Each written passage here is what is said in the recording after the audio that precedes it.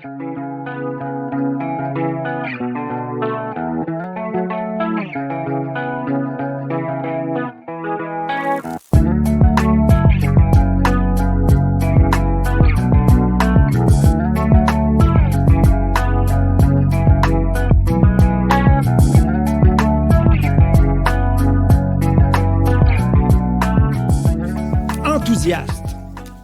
Est-ce qu'on a le droit d'être enthousiaste dans l'Église?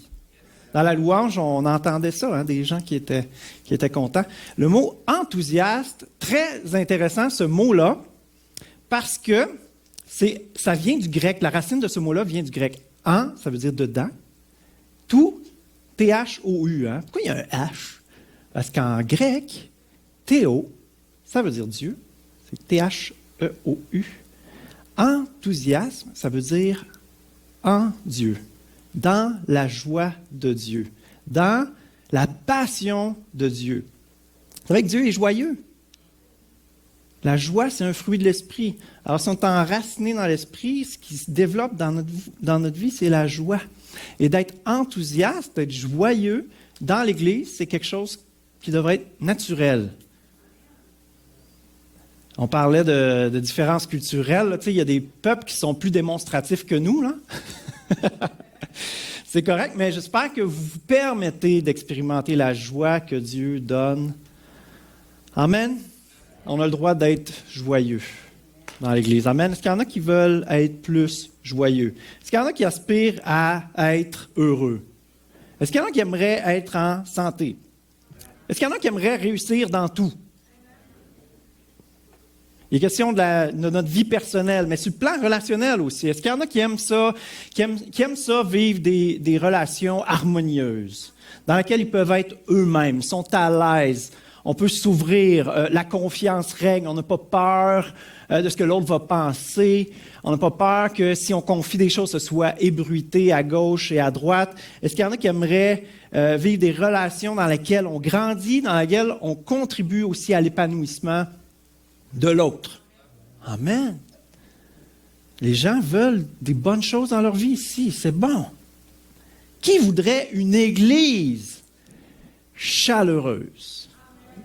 Une église où on voit le fruit de l'esprit présent, la paix. La paix est là, la joie est là, l'amour est là. Est-ce qu'il y en a qui aspirent à une église où il y a toute cette diversité-là, toutes sortes de personnes qui viennent de partout et qui sont unies ensemble dans une même mission, unies ensemble avec cette même passion. On appelle la croix la passion de Christ. C'est l'amour le plus passionné, le plus intense qui s'est jamais manifesté sur la terre. Est-ce qu'il y en a qui aimeraient que cette Église-là soit habitée de cette passion-là? Pas pour sauver parce que Jésus l'a fait, là, mais pour partager, pour vivre, pour représenter, pour être ambassadeur de ce message-là, pour que ce message-là soit évident dans toutes les sphères de l'Église, dans les individus, parce que les individus vont être heureux, en santé, réussir dans tout. Les relations vont être saines, constructives. Il va y avoir la paix, l'harmonie, la joie dans cette Église et ça va transparaître à travers la façon que cette Église va représenter Christ et va vivre la mission que Dieu a pour son Église. Amen. Il y en a qui veulent vivre ces choses-là. On entre dans une série. L'automne 2020 va être marqué par une série qui s'appelle « La santé spirituelle ». La santé spirituelle, parce que pour porter du fruit, les symptômes d'un arbre en santé, c'est quoi? Il grandit, il y a des belles feuilles vertes, il porte du fruit. Amen? Il se reproduit. Donc, pas de santé, pas de fruits. La santé, c'est ça la clé pour porter du fruit. Pas besoin de forcer pour porter du fruit, pas besoin de se battre pour porter du fruit. C'est comme un travail un peu plus à long terme. Si on est en santé, naturellement, il y a du fruit qui va ressortir. Et dans cette série, justement, on va parler de la santé sur le plan personnel, la santé sur le plan relationnel et la santé en tant qu'Église. Parce que l'Église, c'est une organisation, c'est un paquet d'êtres humains ensemble, c'est un peu complexe. Et d'unir tout le monde, travailler ensemble, il faut que notre façon de fonctionner soit saine, efficace, pas trop compliquée, qu'on ait la même vision, qu'on avance dans la même direction, que les relations, on y travaille, qu'on grandisse ensemble. Et une église remplie de personnes en santé, puis je parle de santé spirituelle, bien entendu, l'église va être en santé. Vous êtes d'accord avec ça?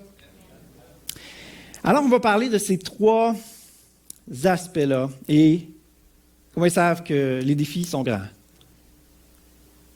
On va prier ensemble. Seigneur, qu'est-ce qu'on connaît à la santé spirituelle? Mais ce qu'on croit, oh Dieu, c'est que tu es le grand médecin. Alléluia. C'est toi qui nous as créés. Tu connais chacune des cellules de notre corps. La Bible dit chacun des cheveux, mais c'est parce qu'il ne parlait pas de cellules. Dans ce temps-là, je crois, moi, que tu crois toutes les cellules, tous les détours de notre ADN. Tu connais tout, Seigneur. Et c'est toi qui nous as créés. Tu connais toute la richesse, la diversité des créatures merveilleuses que nous sommes, créées à ton image. Ça nous dépasse même qui nous sommes nous-mêmes, parce qu'on est des êtres spirituels et on ne peut pas tout comprendre.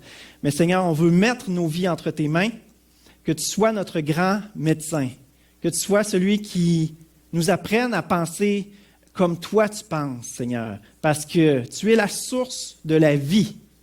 Alléluia. Alors, lorsque tu vas nous abreuver, lorsque tu vas être notre source, Seigneur, c'est la santé qui va se développer en nous, dans nos relations et dans cette Église. C'est ce que nous désirons, Seigneur, notre Sauveur, Jésus-Christ.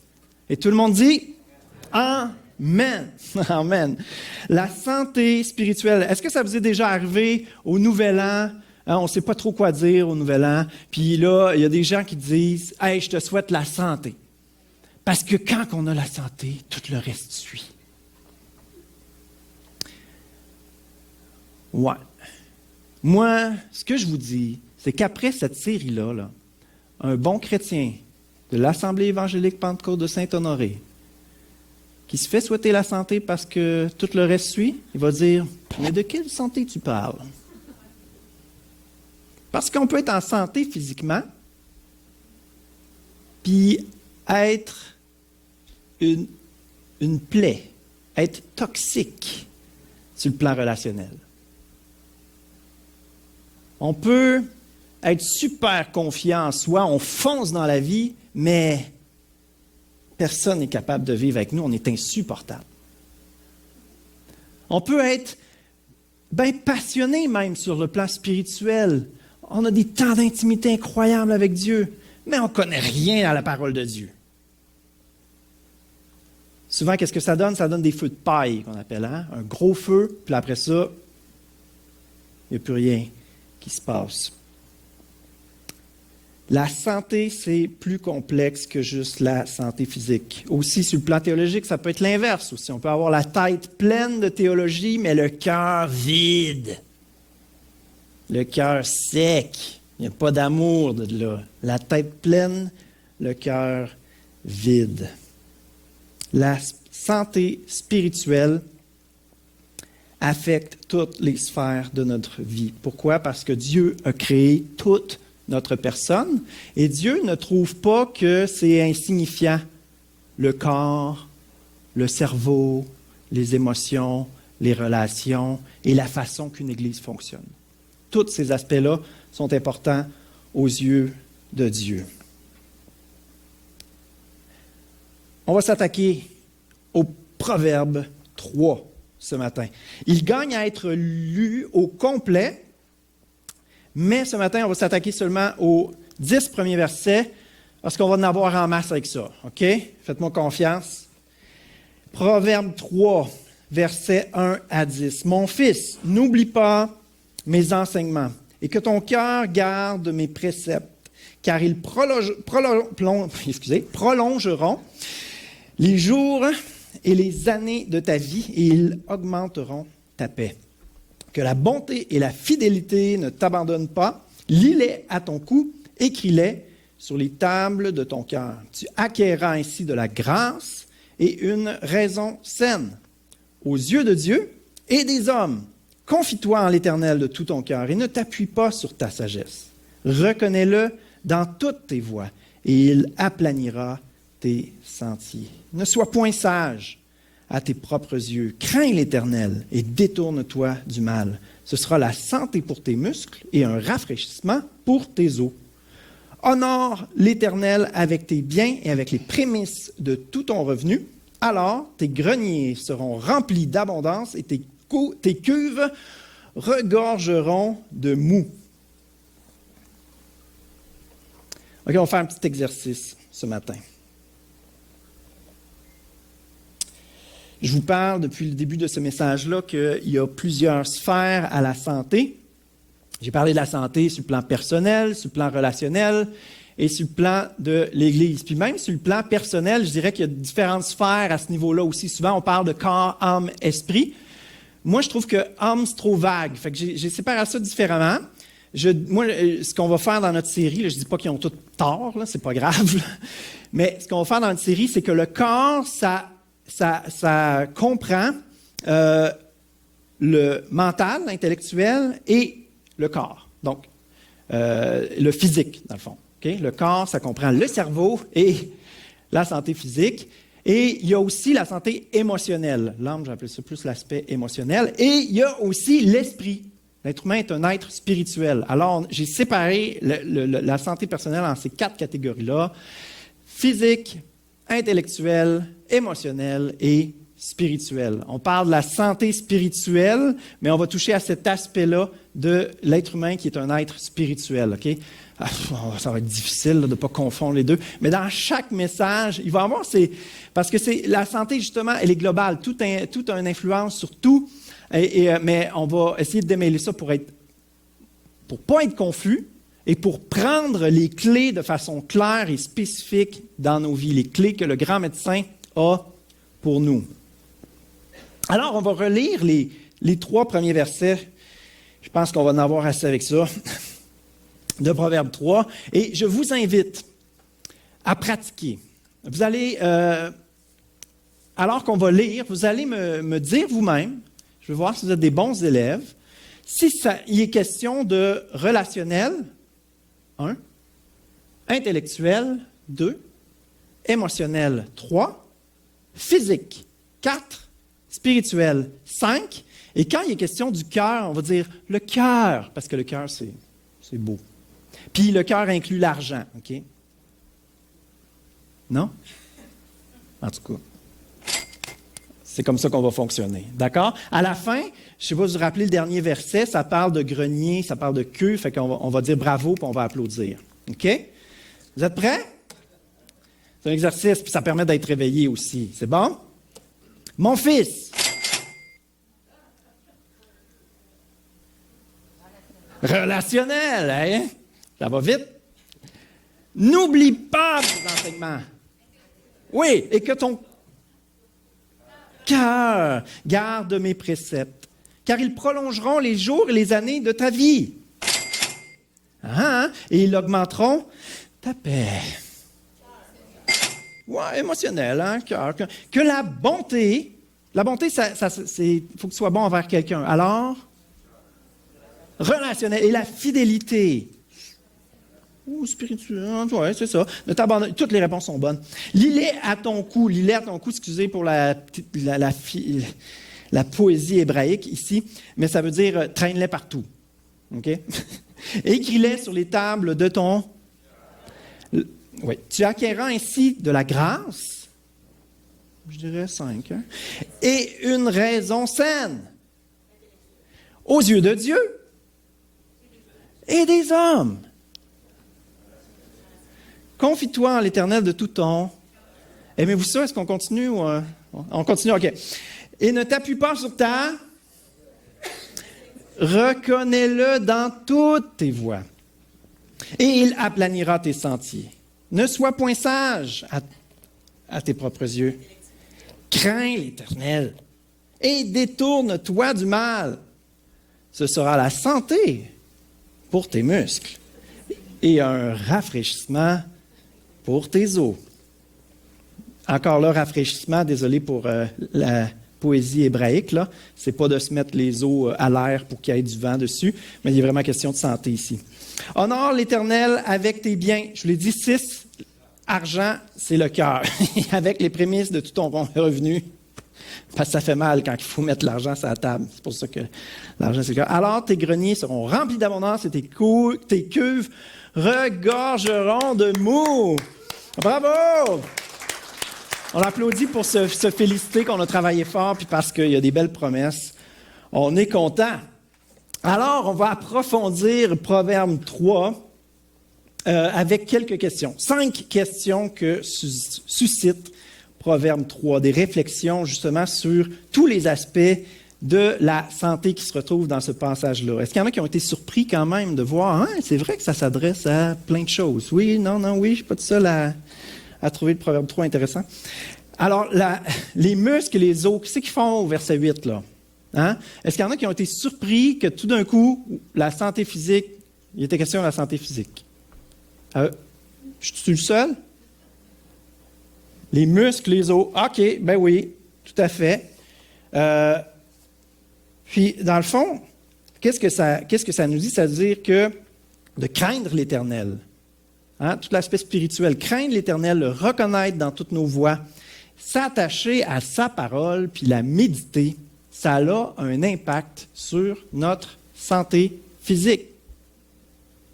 Amen? Une autre réflexion intéressante, si c'était juste la première, c'est une petite rapide. L'intelligence, c'est bon ou c'est mauvais? C'est bon, pourtant. C'est bon, je suis d'accord quand même. Lis-les à ton cou. Hein? Médite là-dessus. Qu'est-ce que ça veut dire? Hein? Traîne-la partout puis médite là-dessus. Ça veut dire fais des liens avec ce que tu reçois intellectuellement puis la réalité autour de toi. Trouve comment ça s'applique. Réfléchis. Écris-les sur les tables de ton cœur. Le passage entre l'intelligence et le cœur. 3 décimètres en pouces, 1,5 pied. C'est pas loin, là. Mais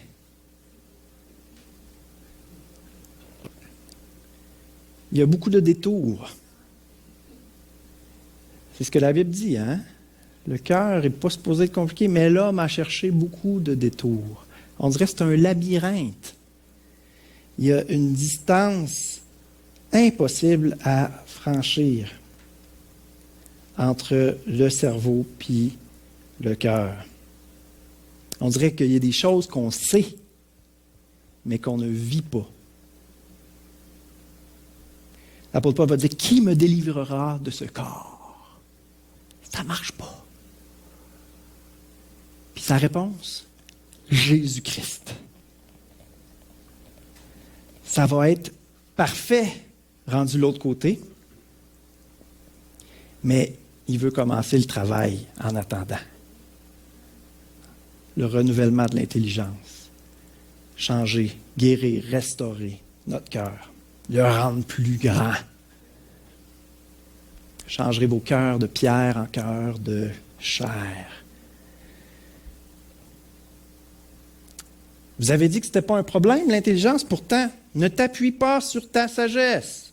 Ne sois point sage à tes propres yeux. Qu'est-ce que ça veut dire, ne t'appuie pas sur ta sagesse? S'appuyer, ça veut dire mettre sa confiance seulement sur ça. C'est se fier seulement à nos propres raisonnements. Alors, qu'est-ce que c'est de mettre notre confiance seulement dans nos propres raisonnements? C'est de se fier, de mettre notre confiance en l'homme. Parce que l'homme de qui on est le plus proche, c'est nous-mêmes. N'est-ce pas? On est tous des êtres humains. Alors, si on met notre confiance seulement dans l'homme, on sait tous que l'homme nous décevra toujours, souvent. L'homme nous a tous déçus, une fois ou une autre, mais Dieu ne déçoit jamais. Alors, c'est subtil quand même. Il y a une question de cœur, il y a un renouvellement de l'intelligence pour penser les choses de la façon de Dieu. Qu'est-ce que ça veut dire mettre notre confiance seulement sur nos propres raisonnements? Ça veut dire se fier à notre recette du bonheur. L'être humain cherche à être heureux, alors de se fier, de s'appuyer sur notre propre sagesse et de se dire, moi, je vais réussir à me rendre heureux. Moi, je vais réussir dans la vie. Tassez-vous de là, je vais y arriver. Je vais performer, je vais me démarquer, je vais être plus grand que les autres. Les gens vont m'admirer, je vais réussir dans la vie, je vais pouvoir m'acheter tout ce que je veux, je vais pouvoir avoir tout ce que je veux. Ça, c'est la logique humaine. On pense que ça va nous amener au bonheur, à la plénitude, à l'accomplissement. En fait, si on pense ça, c'est parce qu'on ne réfléchit pas tant que ça. On le sait au fond de nous-mêmes qu'on n'est pas créé juste pour la petite réalité terrestre, qu'il y a quelque chose de plus, qu'on est appelé à quelque chose de plus grand, de plus large que ça. Puis que même, on ne peut même pas saisir toute la complexité, toute la profondeur qu'il y a dans l'être humain. Alors, qu'est-ce que ça nous prend pour justement avoir ce sentiment d'accomplissement, de plénitude, d'être comblé? Ça nous prend un amour plus grand que nous-mêmes. Puis ça tombe bien, il y a un Dieu qui non seulement nous aime parfaitement, mais qui a créé l'univers. Alors, il est plus grand que nous. Puis il peut prendre toute notre personne et la restaurer, y donner vie. Alléluia. Quelqu'un qui veut performer, qui veut réussir dans la vie, c'est quoi la dimension qui lui manque? Il manque la dimension spirituelle. Et concrètement, la dimension spirituelle, c'est quoi? C'est le pourquoi. Le pour qui. Ça sert à quoi, ce que je fais? C'est quoi le sens de tout ça? C'est évident, quand on pose ces questions-là, c'est évident qu'il y a des limites à l'intelligence humaine. Il a mis dans leur cœur la pensée de l'éternité. L'éternité, si tu y penses trop, ça fait mal. C'est pas pour rien qu'il y a plein de monde dans les hôpitaux psychiatriques. Puis que même les chrétiens, on peut vivre des difficultés énormes. Ceux qui connaissent mon témoignage savent aussi que mon cerveau est disjoncté à quelque part dans ma vie. Il y a une dimension qui nous échappe, puis la vie sans Dieu, elle n'a juste pas de sens. La vie sans Dieu est sans espoir. Je voudrais faire la différence dans ce monde sans espérance. On pourrait ajouter un couplet peut-être à cette chanson-là. Jésus, tu as fait la différence dans ce monde sans espérance. Ce verset-là, qu'est-ce qu'il veut dire? Il veut dire, je veux embarquer dans ta mission, Seigneur, de restaurer, de sauver. Je veux te représenter, parler de ce que tu as fait à la croix. L'espoir pour l'humanité, il est là. L'espoir n'est pas dans la sensibilisation sur tous les enjeux, tous les problèmes, l'environnement, la santé mentale. On essaie d'éliminer les tabous dans notre société. On essaie de faire réfléchir les gens. Soyez là pour les autres. Dites-leur qu'ils comptent pour vous, que vous les aimez. Hein? On essaie de sensibiliser, allumer les consciences à tous ces aspects-là de la santé, tous les drames qui peuvent se produire. Est-ce que ça va sauver la planète? Le véritable problème dans l'histoire de l'humanité, il est dans le cœur de l'être humain. C'est ce que la Bible nous enseigne, puis la Bible nous présente la solution. L'histoire de l'humanité nous présente la solution. Il y a eu un avant, puis il y a eu un après la solution. Elle a tout changé. C'est le cœur, c'est le centre, le point culminant de l'histoire de l'humanité. Ça s'est passé autour de 30 ans après Jésus-Christ. Pow! La croix. Le vrai Big Bang, il est là. Dans un chant, on l'a chanté, il a pris la croix, il l'a terrassé. Mort, où est ta victoire? Pow! La vie n'est pas une fatalité, c'est ça que ça nous dit. Il y a une vie éternelle et on peut triompher de la vie terrestre. Il y a un espoir pour l'humanité. Les cœurs peuvent être guéris. On peut triompher de la mort. Alléluia. Jésus nous a montré le chemin. une brèche dans le ciel pour qu'on découvre la vie, la véritable vie, le prince de la vie. Alléluia. Et on peut s'abreuver à sa source. Est-ce que c'est un problème, l'intelligence? Un verset que j'aime beaucoup, Psaume 78, verset 72, sur le roi David.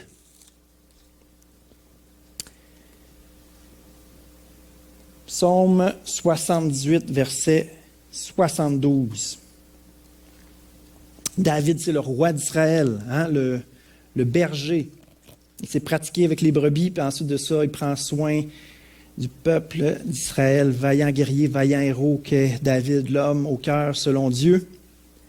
Et ça nous dit, David les dirigea avec un cœur intègre. C'est bon ça? Il les conduisit avec une main intelligente. Il les dirigea avec un cœur intègre, il les conduisit avec une main intelligente. Qu'est-ce que ça veut dire, la main? Ça veut dire l'habileté. Il les dirigea avec intelligence, avec sagesse, de façon stratégique. Il a construit quelque chose de solide. L'apôtre Paul, qui établissait les bases de l'Église, s'est comparé à un architecte. On a travaillé de façon stratégique. On a établi des anciens partout. On a établi les fondements pour que l'Église puisse être construite sur la saine doctrine, que l'Église puisse être construite de façon solide. Il n'a pas juste amené de la théologie intellectuelle, il a démontré la puissance de Dieu également. Amen. Il les a appris, enseignés à avoir des relations saines, à grandir ensemble, à devenir comme Jésus. Alléluia. Un cœur intègre, c'est excellent, c'est important. Une main intelligente, c'est excellent, c'est important, c'est nécessaire. Si on veut que ce qu'on construit sur la terre, ce en quoi on s'investit, puisse survivre à notre vie, puisse être un héritage qui perdure, il faut qu'on fasse les choses de façon intelligente. Ne t'appuie pas sur tes propres raisonnements. Il y a une sagesse divine à recevoir, à développer. Cette sagesse-là divine n'est pas toujours contraire au gros bon sens. Bien souvent, est en accord avec le gros bon sens. Sauf que il faut se la laisser enseigner quand même. Il faut la valider avec la parole de Dieu, la valider avec la pensée de Dieu. Puis il y a quelque chose d'encore plus profond que ça. L'intégrité, l'aspect spirituel. Pour qui on vit du gros bon sens? Deux personnes peuvent faire exactement la même chose, mais pas avec le même cœur. Donc, c'est certain que la santé spirituelle est plus importante. Sauf que, pour avoir grandi dans l'Église, je sais qu'il y a des chrétiens qui vont aller au ciel, mais qui ne sont pas intelligents. Ils ne vivent pas des relations saines. Ils ne sont pas guéris. On voit, pas en santé, pas en tout. C'est maladif. Ils vont au ciel, oui. Ils n'ont pas développé la sagesse. Ils n'ont pas développé la pensée de Christ dans leur vie. Est-ce qu'on veut être des chrétiens comme ça? Est-ce qu'on croit que c'est ce que Dieu veut? Nous donner la vie éternelle, on a le ticket pour la vie éternelle dans notre poche, puis après ça, on attend. On fait notre temps. On passe le temps. Je trouve cette façon de dire là, hein, le divertissement, passer le temps. Quelle horrible expression. Passer le temps. Le temps, c'est précieux. Pourtant, on dit le temps, c'est de l'argent. L'argent, c'est le cœur. On va y venir, hein, cette réflexion-là sur l'argent, inquiétez-vous pas. On ne prêchera pas l'évangile de prospérité ici non plus. Mais on comprend que tous ces aspects-là sont importants. L'aspect spirituel est le plus important, mais ce qu'on va développer, c'est que Dieu ne veut pas qu'on néglige aucun aspect. C'est lui qui nous a confié notre corps, c'est lui qui nous a confié notre intelligence, c'est lui qui nous a confié notre cœur Pourquoi? Pour qu'on serve à sa gloire, pour qu'on travaille avec lui à ce qu'il veut faire sur la terre, restaurer ce que l'être humain, ce que le diable a scrappé. Sur tous les plans. Alléluia.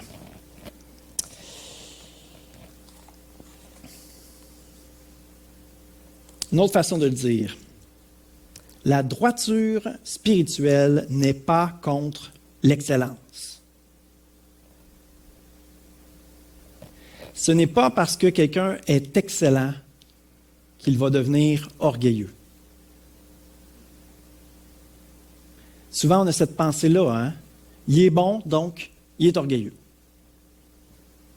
C'est-tu vrai? C'est-tu vrai qu'on a déjà eu un peu cette pensée-là? L'erreur, c'est qu'on pense qu'il est orgueilleux. Moi, je vous dis que la réalité, c'est que si on était lui, on serait orgueilleux. C'est pas pire, ça? Quand tu vois la paille dans l'œil de quelqu'un, sois prête à découvrir une poutre quelque part. Par exemple, un excellent guitariste. On regarde un excellent guitariste, on se dit, il doit être orgueilleux. Non seulement tu n'en as aucune idée, en plus tu ne connais rien à la musique. C'est-tu vrai qu'on est capable de ne pas se mêler de nos affaires? On ne connaît rien là-dedans. Puis c'est un serviteur de Dieu, laisse donc son maître s'occuper de lui, là. Si tu l'aimes, tu vas t'intéresser à lui, tu vas lui poser des questions, tu vas essayer de comprendre, tu vas l'encourager pour qu'il puisse progresser. Et si Dieu veut travailler son orgueil, il le fera. Souvent, c'est en frappant des murs que Dieu va travailler notre orgueil, en vivant des difficultés de toutes sortes. C'est rarement quand quelqu'un nous dit « t'es un foutu orgueilleux de pas bon ». Ça donne pas le goût ben de travailler sur notre orgueil. Je ne sais pas pour vous, là. Hein? Je pense qu'on a tendance à avoir peur de l'orgueil et je pense que ça nous amène à avoir une espèce de fausse modestie qui nous conduit à de la médiocrité. OK, c'est compliqué ces mots-là peut-être, là. On a peur de l'orgueil, alors on s'assure d'être modeste. Hein? Justement, de ne pas trop performer. Pas trop d'excellence. On va garder ça à la bonne franquette. Hein? On n'en mettra pas plus que le client demande. Fait que ça donne de quoi? D'ordinaire, de médiocre. Alors que, ça serait quoi la bonne façon de faire? C'est qui que tu sers? C'est pas le roi des rois? Est-ce que ça serait bien de faire quelque chose d'excellent? Les catholiques ont bien des torts, mais ils avaient toujours bien compris ça. Tant qu'à construire une église, ça va ressembler au royaume des cieux, toi. Il y a 700 habitants dans notre village, elle peut contenir 1500 personnes. On croit que ça va grandir ici. Des œuvres d'art incroyables. Au Québec, tu sais, un peu moins, mais ceux qui sont allés en Europe, là, fou raide. Peut-être les plus grandes œuvres d'art sur la planète se trouvent dans des églises. Incroyable. Est-ce qu'ils faisaient ça parce qu'ils étaient religieux? On ne sait pas, c'était quoi leur cœur à eux, là. Bon. Mais disons que quand même, ils misaient sur l'excellence. Ils investissaient sérieusement pour faire quelque chose de bien dans ce bâtiment-là qu'ils construisaient pour la gloire de Dieu, pour l'Église. Je ne dis pas qu'ils sont parfaits, OK? C'est juste bon de prendre des leçons de temps en temps. Amen. Alors, on a parlé de la santé sur le plan physique, sur le plan de l'intelligence, et voici qu'on arrive sur le plan émotionnel. Ça peut être utile, ça? Les émotions.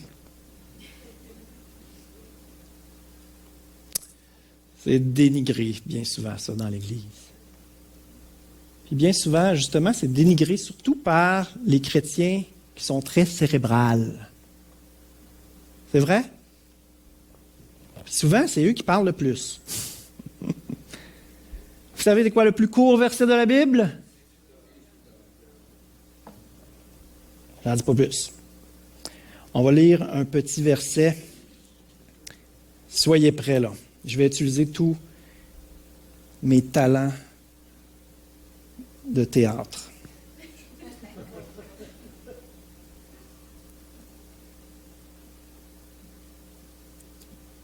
OK, c'est dans Luc 10, 21. Je fais exprès pour avoir l'air de me tromper pour que le suspense s'approfondisse. Eh boy! Quand je suis tombé là-dessus là, cette semaine, là. Vous êtes prêts?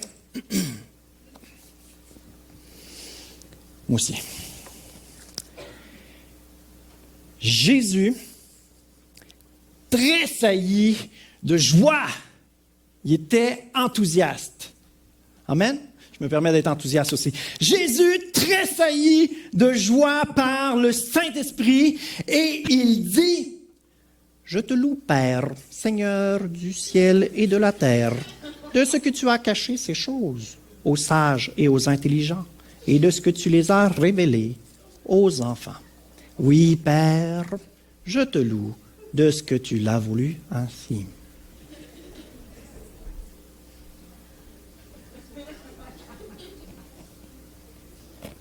Ouais, Jésus était sobre, hein? Modeste. Wow, wow, wow, les émotions.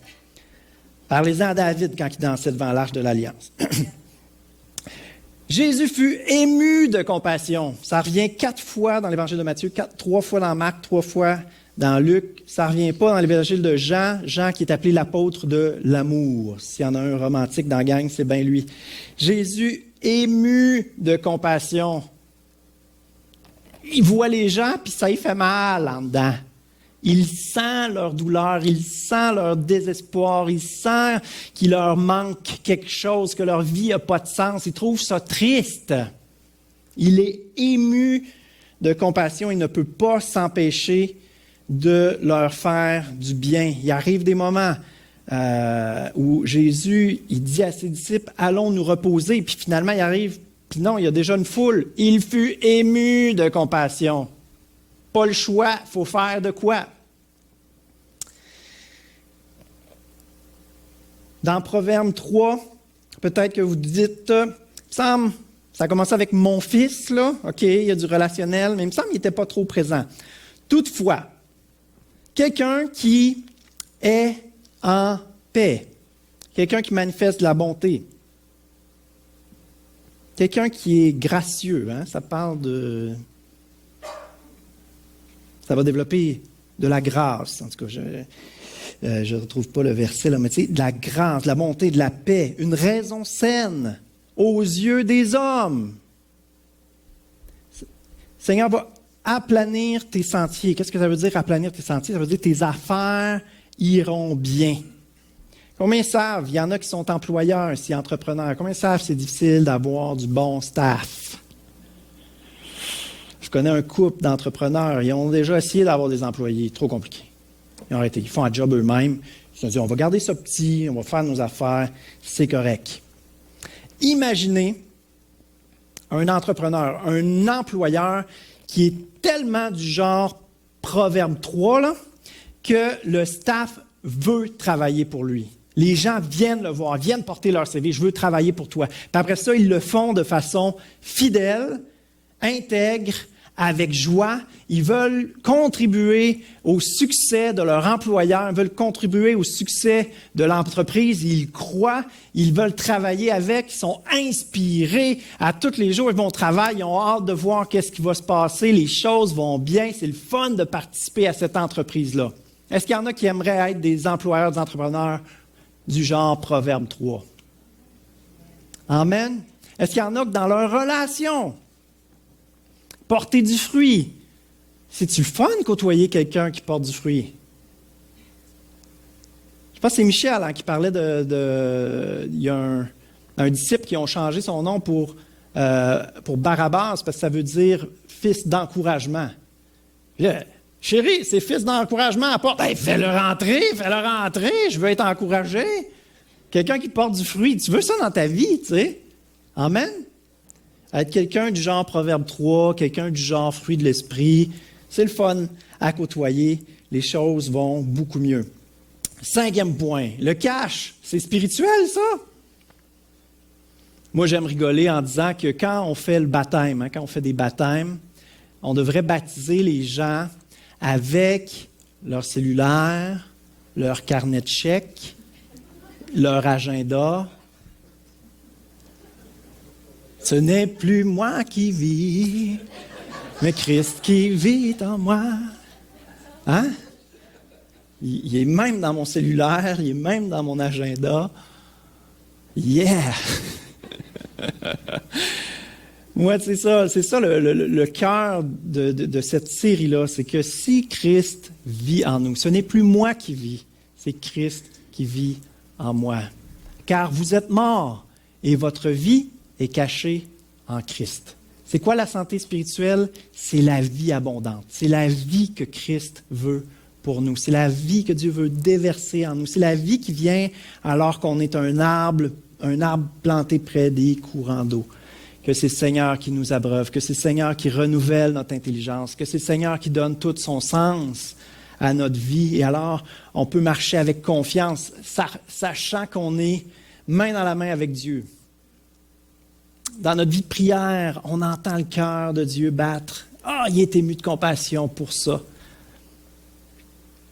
Ah, Seigneur, oui, moi aussi, je suis ému de compassion pour telle personne. Est-ce que tu as quelque chose pour elle? Ah oui, Seigneur, il y a une parole pour cette personne-là. Dirigée par le Saint-Esprit, dans la mission que Dieu a pour nous. Pas dans la mission de quelqu'un d'autre. Pas dans la mission pour plaire aux gens. Pas dans la mission pour avoir l'air d'un bon chrétien. Dans la mission que Dieu veut pour moi. Alléluia. Alléluia. Le cash, est-ce que c'est spirituel, ça? Moi, la dîme, pour moi, c'est une thérapie dans une société de consommation. C'est une thérapie. Et quand on y pense, c'est assez généreux de la part de Dieu de nous donner 90 %. 10 % de taxes pour respirer l'air, l'oxygène qu'il crée, c'est pas cher donné. 10 % de taxes pour la croix. C'est un bon deal. On en rit, mais c'est juste de réaliser intellectuellement, là, c'est peut-être pas descendu dans le cœur, c'est correct, mais juste de réaliser, la logique de la chose. Comment nos raisonnements, parce que c'est classique, hein, quand tu dis à quelqu'un que tu vas à une église, est-ce qu'il vous demande de donner 10 %?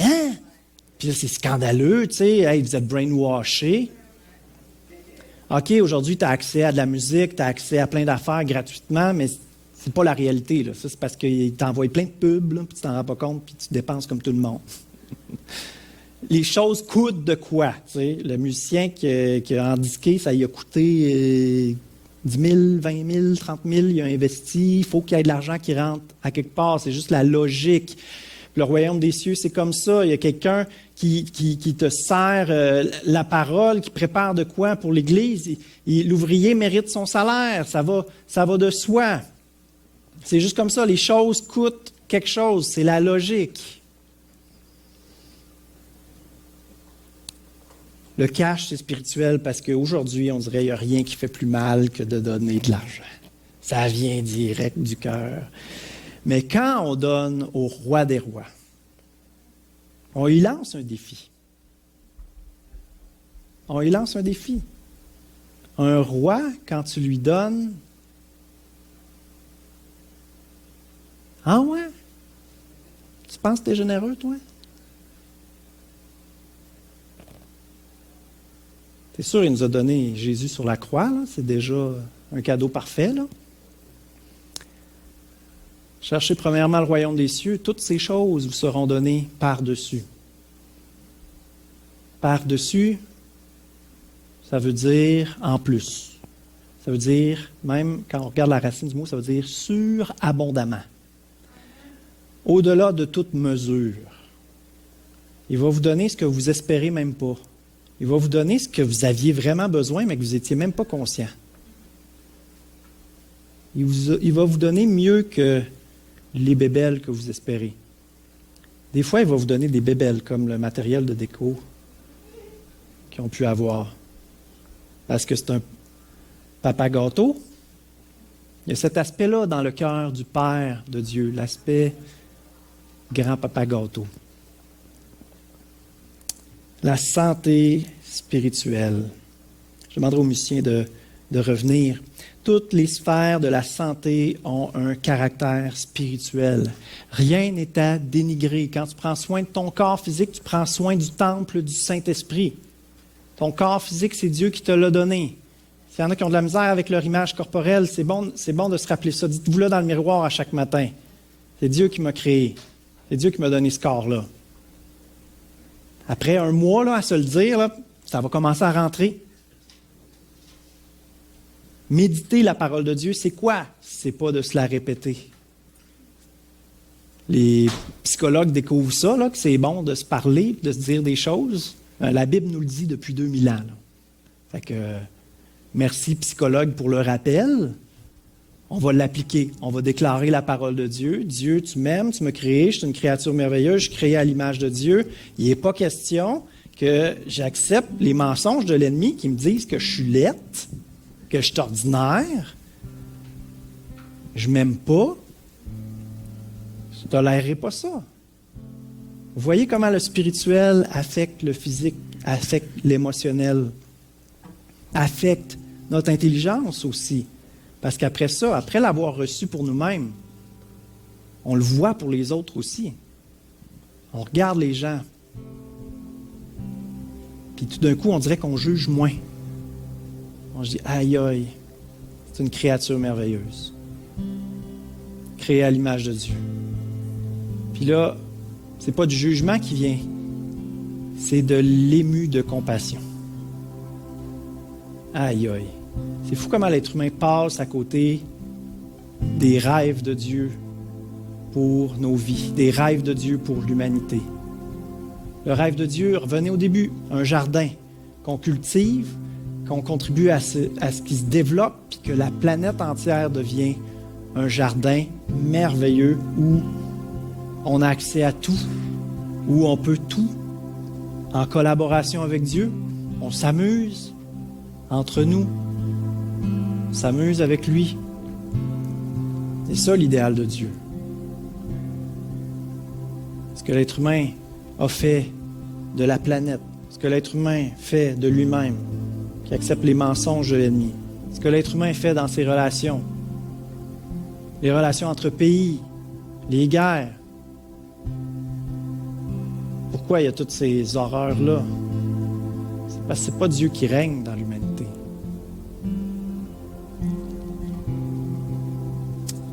Alléluia. Est-ce qu'il y en a qui veulent ce que le grand médecin veut pour leur vie? Ce que le grand enseignant veut pour leur intelligence? Ce que le grand psychologue veut pour leur âme? Ce que le grand coach de vie veut pour leur carrière, pour leurs études? Est-ce qu'il y en a qui veulent remettre leur vie entre les mains de Dieu ce matin? Alléluia. Est-ce qu'on peut se lever ensemble et on va prier? Alléluia. Alléluia. Seigneur, on ne veut pas juste chanter « Prends tout, prends ma vie » de façon superficielle, Seigneur. On veut chanter en réalisant qu'on est des créatures complexes, des créatures plus grandes que ce qu'on peut comprendre. Mais Seigneur, on veut dire « Je te donne tout, je te donne ma carrière, je te donne mes rêves, je te donne ma famille, je te donne ma façon d'être un conjoint, une conjointe, je te donne mon rôle d'enfant, mon rôle de grand-mère, Seigneur. Il ne se passe pas ce que je voudrais qu'il se passe dans ma famille, mais je veux vivre comme toi tu veux que je vive, Seigneur. Je veux te représenter. Je veux que ta vie puisse venir, Seigneur, dans toutes les sphères de ma vie. Alléluia. Dirige-moi, Seigneur. Guéris-moi. Restaure-moi. Restaure mes relations, Seigneur. Je veux que ta vie fasse des percées, des ravages d'amour, oh Dieu, autour de moi, des restaurations d'amour, Seigneur, que ce que l'ennemi a construit soit détruit par ton amour, Seigneur, que tu puisses amener la vie, la croissance, des fleurs dans le désert, Seigneur Dieu. Alléluia, des torrents d'eau vive dans le désert. Alléluia. La terre ne peut pas produire des fleuves d'eau douce. On a des petites sources qui donnent une eau qui est délicieuse, mais ta parole parle de des torrents d'eau vive, des fleuves d'eau vive, Seigneur. Ce qui est impossible à l'homme, toi, tu peux le faire, Seigneur. Prends tout. Prends mon argent, mon agenda, prends mon cellulaire, prends mon temps, mon divertissement. Tu veux prendre soin de moi. Tu veux qu'on entre dans ton repos. Tu veux pas qu'on performe une vie qui impressionne les hommes, qui nous impressionne nous-mêmes. On n'a rien à prouver. Ton amour parfait nous est offert tel que nous sommes aujourd'hui, Seigneur. Et toutes nos imperfections, tous nos empêchements qu'on voit de s'approcher de toi, Seigneur, ont été portés à la croix par Jésus-Christ. Et de refuser ton amour, Seigneur, c'est de manquer de foi.